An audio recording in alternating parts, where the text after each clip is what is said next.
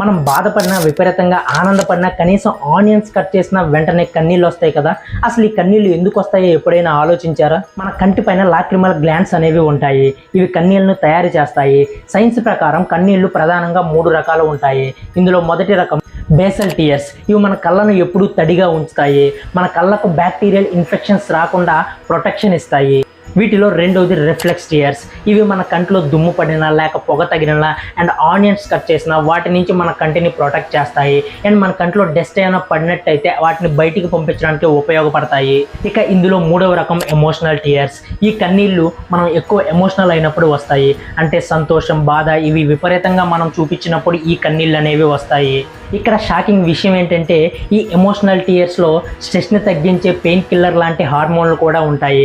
అందుకే మనం ఏడ్చిన తర్వాత కొంచెం రిలీఫ్గా ఫీల్ అవుతాము. అండ్ ఈ టాపిక్ గురించి మీకు ముందే తెలుసుంటే మన కామెంట్ బాక్స్లో కామెంట్ చేయండి.